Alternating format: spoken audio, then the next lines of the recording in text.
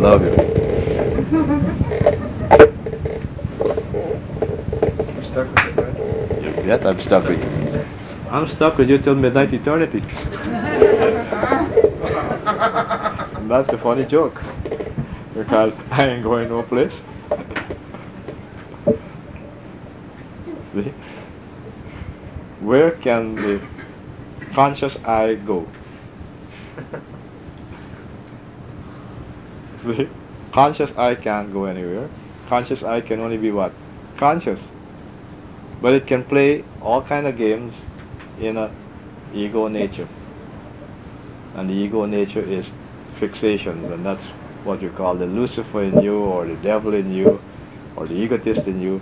I don't know, but you know, funny thing was this: when I fall off the building and I went through the death process, I thought I would see a God on a throne waiting for dead people. But I didn't find no God sitting on a throne waiting for dead people. And I thought I would see a devil sitting on a throne waiting for dead people. I see none. So I was shocked. I got fooled. Then Paul looked at me as if to say, "What do you mean fool? You know this thing." And then I realized, these beings, they don't talk with their mouth, but as you mentioned, clear audience, you know, that conscious feeling of knowing through the eyes, that's how they talk. It's called a clear audience. It's a tape process of the oxygen. And you hear the resonance in your head. You know that there's nothing else but knowing. And then you realize, hey, wait a minute. Everybody's the same. Wow. Well, everybody is nobody. Everybody is one principle. After a while, you don't see anybody because their individuality disappears like a bubble disappears in the cup of water. You ever see champagne when it's bubbling? All right. If you put a plate over the glass of the champagne after you pour the champagne, it'll bubble, right? Then after a while, what happens to the bubbles? Well, you mean there's no more oxygen, so the bubble, it exhausts its bubbling action, doesn't it? Now listen carefully. If I pour 4 ounces of champagne into a glass and I put the saucer over it, will it still keep bubbling? There'll be a pressure point there where it'll stop. Hmm? There'll be a pressure point where it'll stop. Good. It doesn't make an airtight saucer, though. Huh? Only if it's an airtight saucer. It'll keep bubbling till it stops bubbling, right? There is no more bubble, you just see flat wine sitting there, right? Now, you measure the wine and see if you've lost anything other than the 4 ounces that you initially put in. Thank you. You poured out 4 ounces in a glass.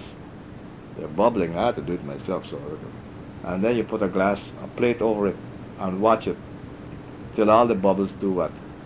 Stop bubbling. And then you see the champagne became what? Flat. Nice fancy name for what? No more oxygen. No more oxygen. Then you measure the content and see if it's less than the 4 ounces. There's nothing less and there's nothing more. It's still 4 ounces. Then you realize everybody in this room is nothing but hot air.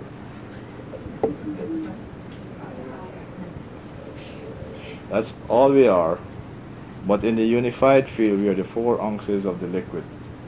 Meaning, the creative elements, the 144 elements, are all the same setup. But it's a fantastic process, and no human being can think of making it. A human being is a form that's allowed to experience this phenomenon. That's why it said, come, let us make a man. Let us make a manifestation. Make a manifestation. Within this miniature model, all these laws will have a chance to be reviewed or self-viewed, to talk to itself and observe. Then it will free itself. So this is what I discovered in the end, that God became me. I could never become him.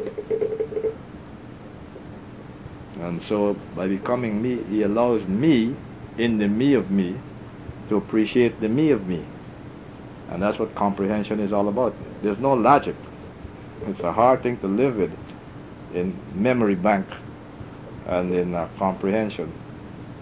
Would you agree that there's any logic in comprehension? No, there's no logic. But there's logic in functioning. You have to have logic to function. But not in comprehension. There's no logic in comprehension.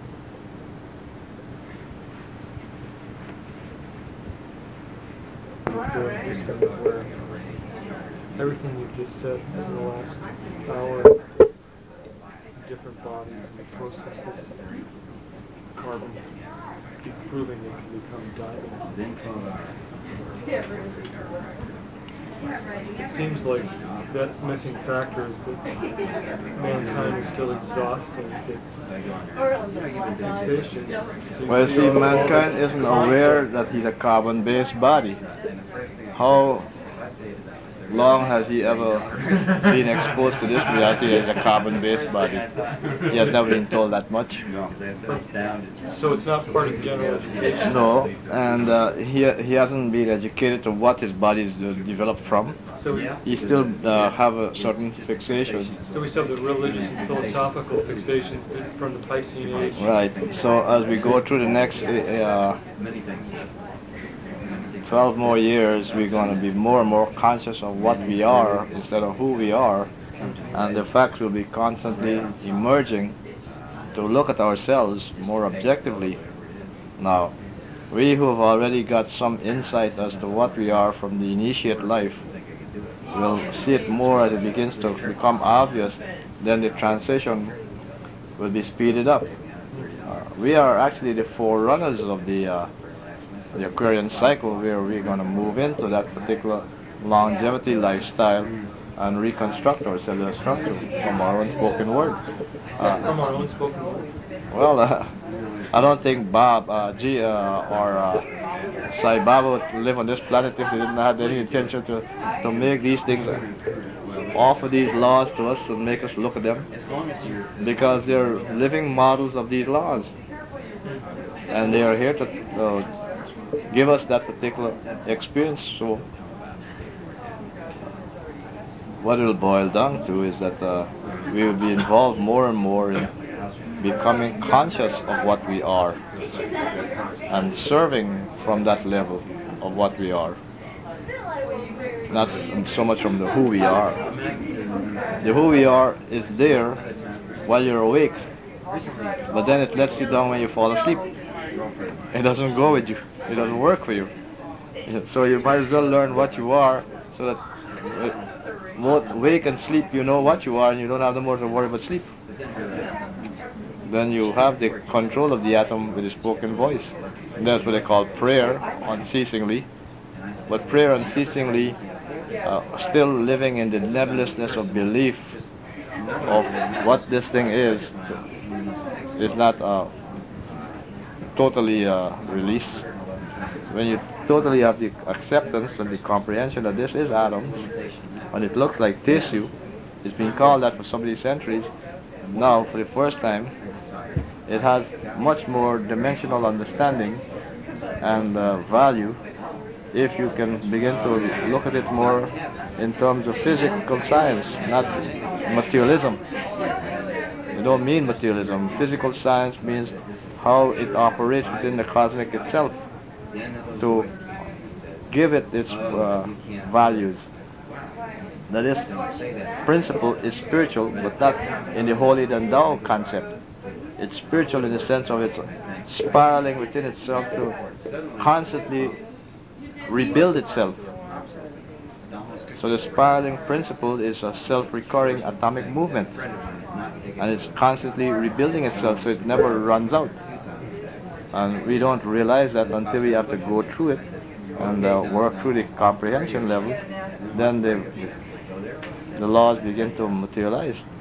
So when they say to him that to overcome it, I will not send forth a second time, they are implying the more you clean up your consciousness and the more you understand what you are, finally the atomic nature begins to materialize for your personal observation by virtue of what you say to yourself.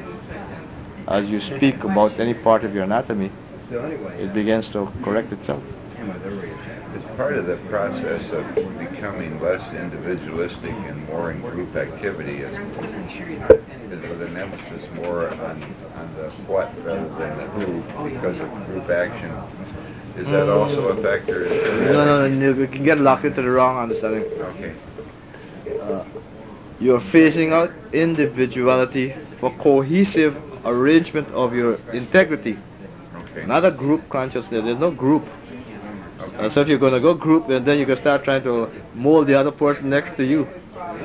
So that's not where that's not it. As you phase down your individuality, your cohesiveness of your wholeness begins to emerge. That you see yourself in all things for the first time. You see, you're neither man nor woman or plant nor tree. You are. And for that reason, you can't tear down another individualism, because they happen to use that as an insulator from their fear to face themselves of what they are as an atomic process. So you're seeing that, and that's why you're in the presence of Baba. He doesn't make statements of I didn't know where you were. in reference to you being right or wrong. He makes you feel your selflessness and totalness in his presence. See what I mean? But he's actually looking at himself back through you, knowing fully well that wherever you have locked yourself into Bill, that's only a limitation and the ethnic condition, but it's actually Baba looking back through himself in the form of the breath passing through you. And if you disassociate from Bill or your ethnic and feel the oneness of the two, automatically you see yourself looking back at yourself through Baba. Because his face will start taking all the particular geometrics of you, and it's become like a mirror action. And that's exactly what he's trying to do for the people, that they get what is called the biological mirror action. And that's what they call unified field. But it's not impossible, because Yogananda did it to a lot of people, and I met a lot of people who he had done it to, and I had their experience with them, where we look back and see each other. And this is a truth in itself. If you find that process happening with someone about it, would you just keep going with it? Yeah. Just keep going with it. That's what I and the Father one represents. Now remember, he did that to his own disciples, Jesus. He looked at them and he said, "Who do men say that I am?" And many people began to make their own dissertation from their own fixation. And so they said he was a prophet, he was this and that. But the only person who had what is called a transfiguration observation or a patterning playback was Peter, who looked at him, but then Peter saw himself looking back at himself. And that was the thing that freaked Peter out. And he made his statement, "Thou art Christ." And he said, "I didn't tell you that." That kind of blew Peter away. He said, "I didn't tell you that. But the Father which is in you, the tape that is already in you, going through as the air in your nostril, you lock in. It revealed," and that's the word is used, reveal it to you, that you and I are one and the same, and you are looking back at yourself, playing back through the oxygenation of the mechanism. He said, "But upon this rock, upon this internal experience, which is genuine like a rock or solid that you can vouch for, I can build my church," which means I can build a focal point for individuals to relate back to themselves, to what they are. If everyone could close down and see themselves in things around them, that would be the foundation of the relationship between them and God. In other words, instead of trying to see somebody over there in that corner, try to see yourself standing there looking back at you. Then he says to me strange things. He says, you know, I'm really interested in something. See? That's why he said, thou shalt have no other gods before me. Me is who? The internal presence of the oxygen permeating your organism to allow you to breathe. And by that comprehension, if you look and visualize yourself looking back at yourself, that is the true love of God. It's not a egotism game either. It is God having the opportunity to look back at itself. And the dignification of it, the effect, all becomes so pronounced. But then automatically you start seeing all the ones that have mastered that process standing in the room looking at you. And you are one with it all the same. That's why communication with the saint is a valid process. And that has nothing to do with channeling. It's an actual communication that allows them to materialize and be present in the room. And then your own ability to correct your mistakes by the spoken word. And the realization that you are the atom is permanent, you're going nowhere. You're free to live in the now. And that's basically the whole science. That communication came after you reach that. It's not an understanding. It's an enactment. It's actually going through the action of seeing yourself as God. I mean, everybody in here would say, "Well, I believe you, Adano." But I don't think anybody else in here would say that our bodies believe it yet because we haven't done it yet. So that communication for you took place, say, with Yogananda, after you come to some kind of a realization within yourself, didn't it? Or wouldn't it? Let me put it this way. Your body will not believe a single thing if it doesn't breathe. So who saw who inside of who? Who is talking to me? The air that's going in your nose and recalling all the data that your peers were saying to you while you were breathing. Now if you weren't breathing, you wouldn't know how to use the word I, Yogananda, and all these different. You had to breathe. So that is the whole principle. We don't really see this. This is only a condensation of atoms to a certain fixation. When that fixation is released, the condensation of the atoms is light. But we can't stop the sense of knowing, and we can't stop the sense of seeing. It is a consciousness that keeps existing regardless we're in the body or out of the body, because we are the air carrying this particular function in it. Alright, you drive the car, right? Have you ever noticed how you breathe when you drive the car?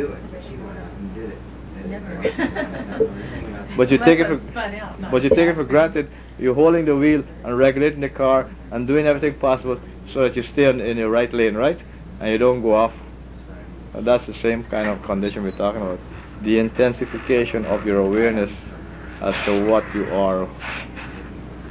So eventually you become aware more and more that you're not the vehicle, not the car, you are this consciousness.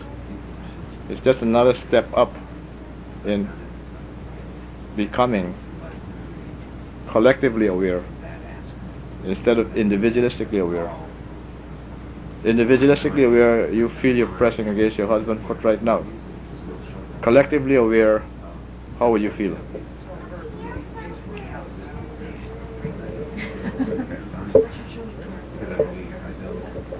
Alive. I don't know. Alright, I'll give you another example. Which feels the clothes on your skin, or your skin feels the clothes? The skin feels. And why can the clothes not feel the skin? I don't know. See, I don't know. Because you've been programmed what the clot is supposed to feel. You see how we fool ourselves? Neither the clot nor the skin can feel if you don't breathe. But both are dependent on the air, giving it differential experience. So if you don't lock into that kind of fixation no more, and you focus on the air being the all-pervading principle that became the flesh and became the clot will feel the skin. Adano, to maintain that this state of blissfulness that you feel when you're meditating in the walking state, when you start to lose it, can you concentrate on the breath, on your breathing to maintain it longer? Yes. Instead of sitting back down and meditating again? Yes. That's exactly what you focus Doing a on. mantra with it. If you use a mantra, fine. If you focus back on the breath, it's exactly because you have to breathe to move. But by concentrating on the breath, it's just being aware of the breath. Or is it using the technique that you gave? No, being aware. You can use the technique that you have, but that's only to clean the mechanism. Being aware is, are you aware of the air in your nostril now? Now that you mentioned it. Yeah, Well, all right. yeah. Now, just for a few seconds, try and see your conscious relationship with the air in your nostril, and hold that conscious relationship with the air in your nostril, and begin to just listen and watch the room. Don't try to analyze it, just listen and watch, and feel the air in your nostril.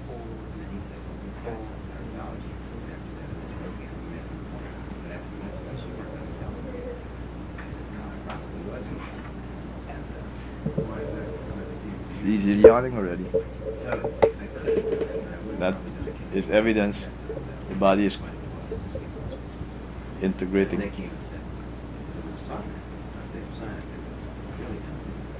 The sooner you can yawn, the better, because that's exactly. That's what you have to come to grips with. When you want to realize the truth, watch the body and let the body teach you. Don't try to teach the body. That's the ego. Otherwise, you're not experiencing what you've been reading or trying to get. You have to shift the focus. You are supposed to be a witness and let the body teach you. So Albert Cliff wrote this book, Let Go, Let God, and that was all he could offer in his book. He said, I don't want to teach nobody to meditate other than to be aware that your own consciousness teaches you. And he said, if you quit trying to make yourself conscious of it, you'll arrive there faster. So I am saying is, watch the nose, let the air come in, and just watch, listen, and it will automatically put you through a process. You'll feel the yawn, yawn. Feel the move and twist, twist. Whatever the body seems to want to do in the process of constricting and dilating, this is how it teaches you now how to come in and go out. And therefore you're not locking into the fixation that you are going to control or be controlled. You're observing it, and therefore it's doing its own education of you. So if you want to yawn, yawn. If you want to burp, burp.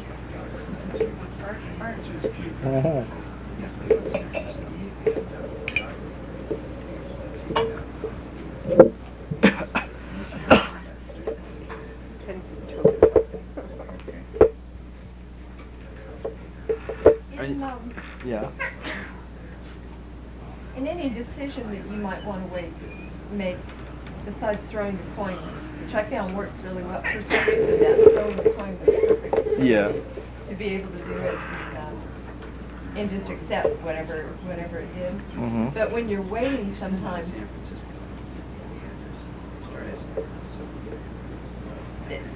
that same principle would hold true then, wouldn't it? That you wait for your body to indicate what would be the direction to go, or what would be the action to take, or what would be. Yes, but And to trust it. that's part of it. One, the hardest thing for the human being to do is to wait. And that's the highest science there is. Meekly wait and don't complain. You'll get into heaven faster if you apply it.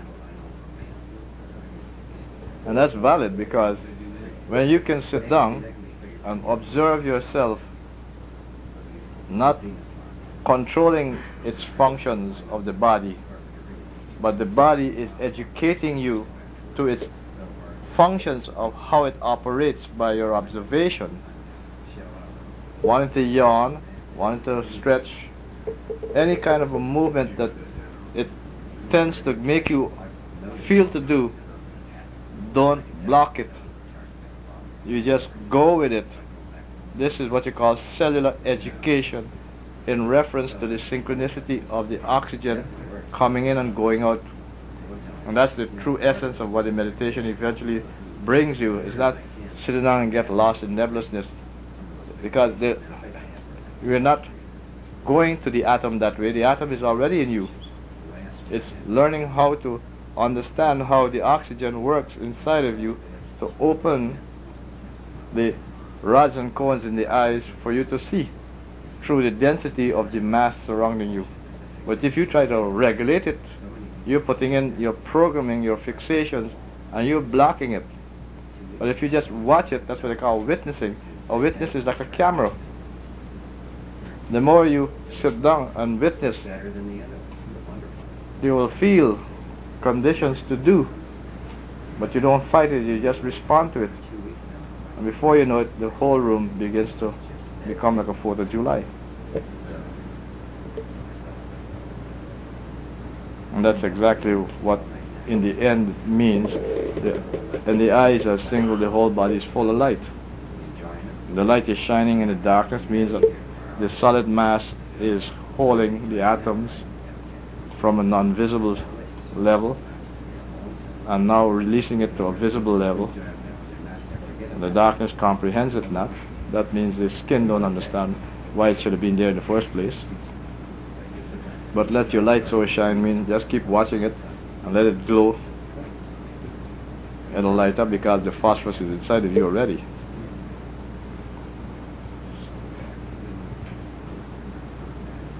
Is there a, would that be the same principle in trying to do that, say in a dream state, when you sleep at night to gain a consciousness of yourself? Or is that something that would come automatically? No, the dream state, these are, again, you're going off away from yourself. All right. Look at your hand. Now, is it made of, what is it made of? Flesh. Flesh. So, Is it hot or cold? hot. Good. How you know it's hot? The palm of my hand feels hot. The palm of your hand feels hot. What is doing the feeling? My nerves. Hmm? My nerves. Well, your nerves is doing the feeling. Your blood is not hot? Here's my blood's hot. Yeah. Are you not breathing to keep it moving? So what is hot now? My breath. So the palm of the hand feels now? Hotter? Yeah. All right. Tingling. All right, it's getting hotter, right? Uh-huh. Because the blood is what? Moving faster because you're breathing to keep it aerated with the oxygen. So, now, but heat throws off what?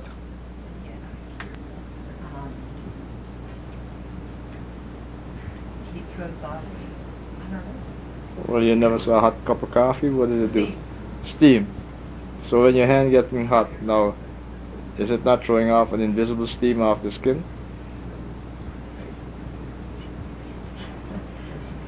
I suppose it is. Ah, you see, a doubt in the head, I suppose.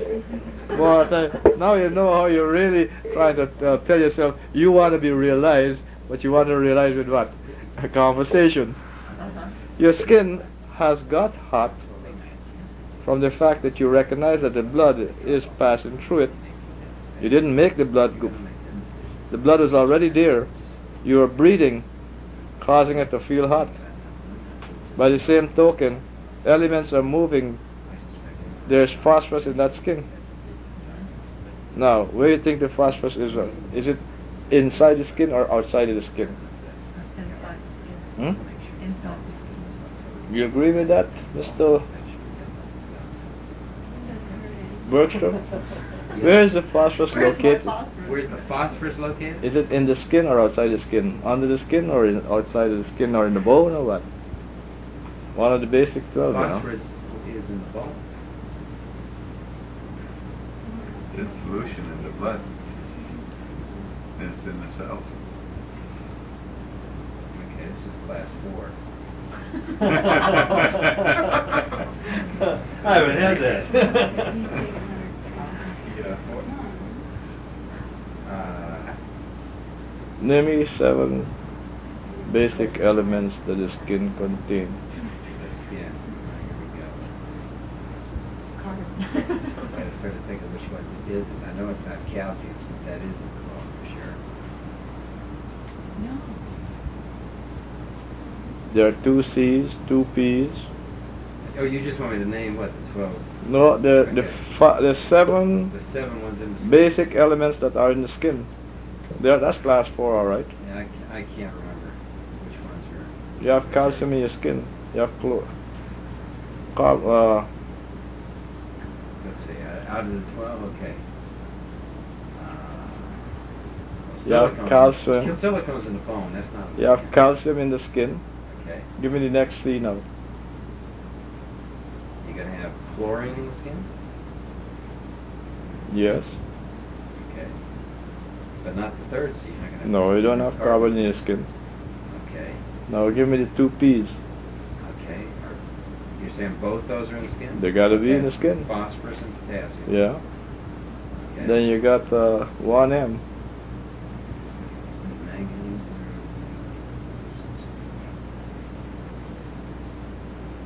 I would say it would be manganese. No. But that leaves, let's see, out of the wide choices I have left, I'll take magnesium. That's right. Magnesium is in your skin. Now you got how many more now? How much did you name? 5, we got 2 more. Find the other 2 now. You Okay. should know the other 2 by now. Sulfur's got to be one. Okay. What is the Yes. next one now?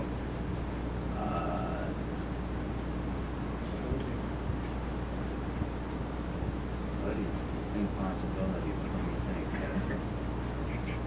Chlorine, not going to be iron. Chlorine, sodium. You have iron in it. No. No? There's no in the skin. In your blood. Oh, okay. We're talking of the skin here. Chlorine. No. It's going to be sodium? Sodium. Now, young lady, your hand gets hot from the blood. Your oxygen is going through your nose from the air outside. Is that skin going to glow from the heat?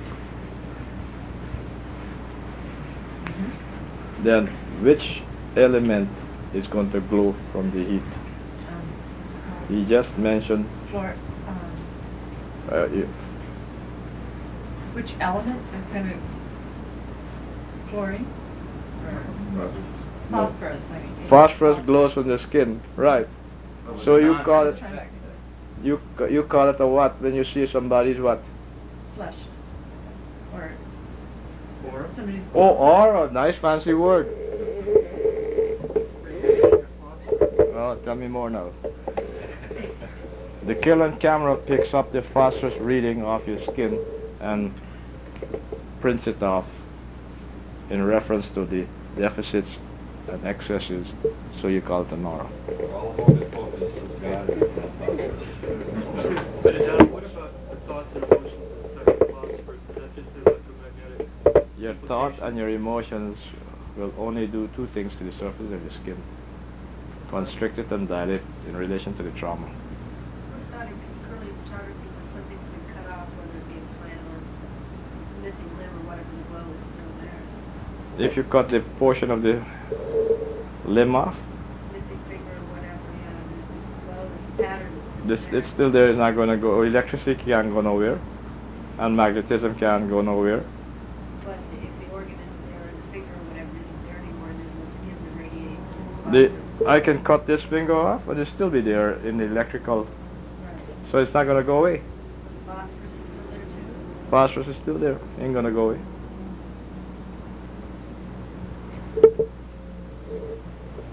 You see, we don't know what we are, and we're so busy living in a who and make up all kind of labels for ourselves, and then in the end, when you do find out you got fooled, God didn't get fooled. That's why He allowing you till midnight eternity to play the game of the who what. There's so much misinformation. You see, my friend, there is information, there's confirmation, and disinformation. Well, there's another thing about curling photography is, though you're saying that sensitivity is there to have those minerals, under curling photography, to my knowledge, they have never shown a human limb as showing up under curling photography afterwards. They have done it with a leaf, but only in the springtime, interesting enough, will the complete pattern of the leaf show under curling photography. Because I used to do curling photography. Oh, no, not good. You got it wrong in my clinic. What else you had now? The cut the skin. What else now to cut the... If you cut down the mechanism. Okay. What else you have if you cut it down? If you cut off a finger, Okay, well, first of all, you have a patterning of an electric body, yeah, a magnetic body, yeah, a pressurization body, yeah. and sonics as well. So the current camera will photograph The that phosphorus electron- emanation that is there, electron emanation on a principle of Model T coil. right? It's not, so we know that if you don't stitch or throw away the severed finger, you can stick it back there, tape it up, and it will heal itself. The British have done it now. They will not stitch a severed limb no more.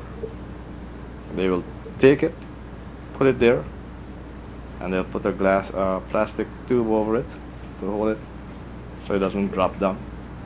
And then they'll tape it. And that tube will stay there, and it will bond itself. Then they'll take it out. But they will not stitch, because they have found that when you stitch, it doesn't grow back.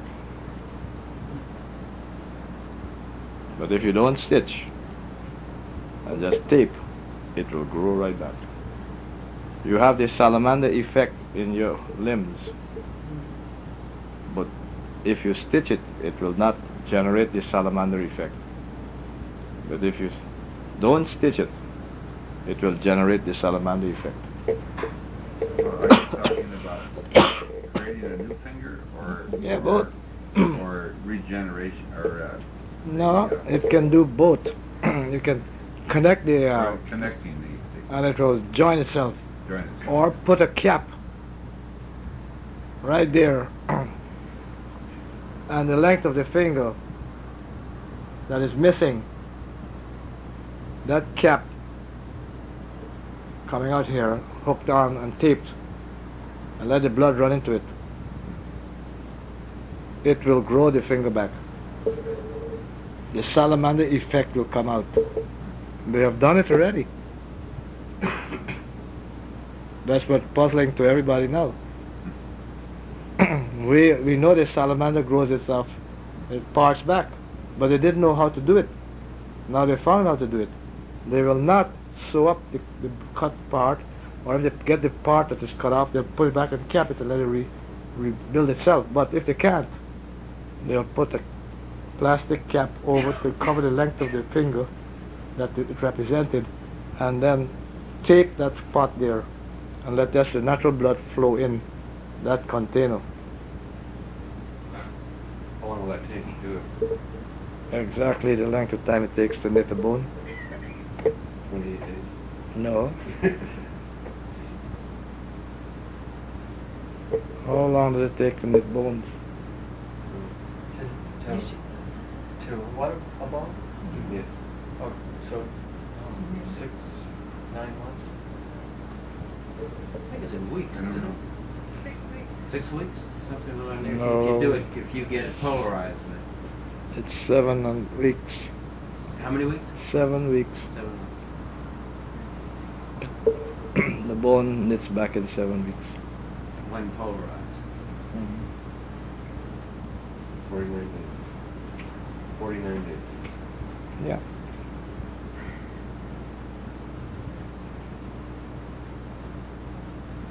You are an amazing organism, but you don't know what you are.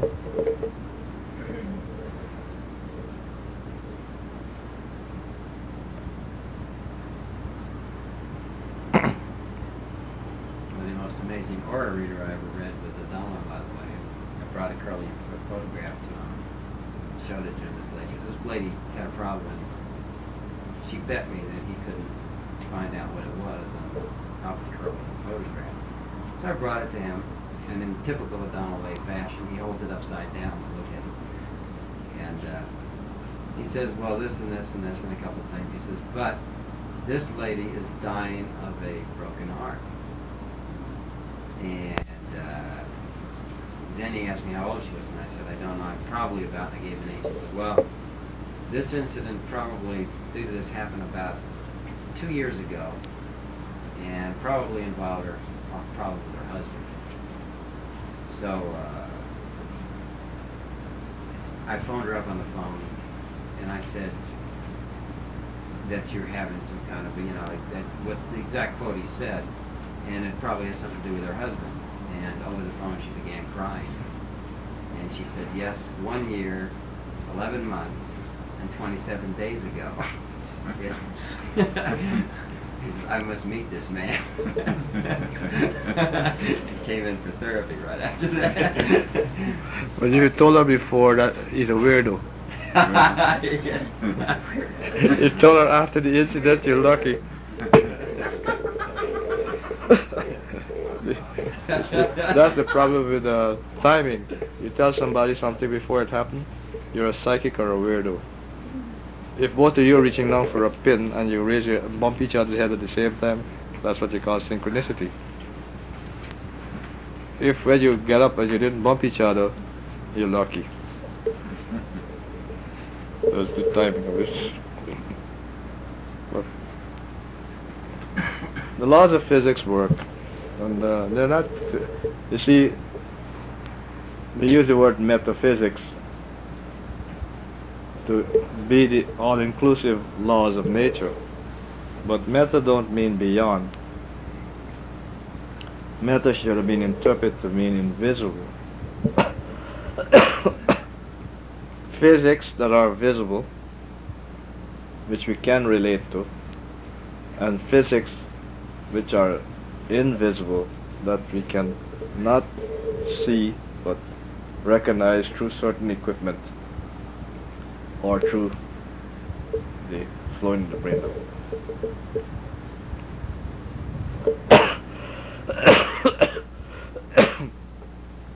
Yeah, that's what you try to work with.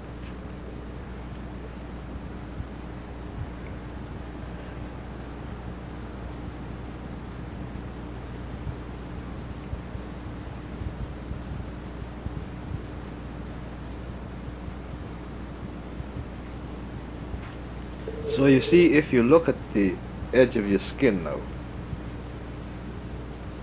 as it gets hot, and don't blink your eyes, it'll glow. You will see it glowing. But it's been glowing all the time, but you never took time to look at it, to observe it. So, glow, little glowworm, glow, glow, glow, glow, little glowworm, glow, glow. What happens when you're looking at somebody and you dissipate them? I mean, what is taking place They there? suddenly seem to be what? Disappear in front of your eyes? Or become kind of, transparent or flattened out? or features change, and then they just start to dissipate. It's almost as if darkness starts filling in. What happens there? But before that happens, there would be a glow around them. You would see a glow from people, and is that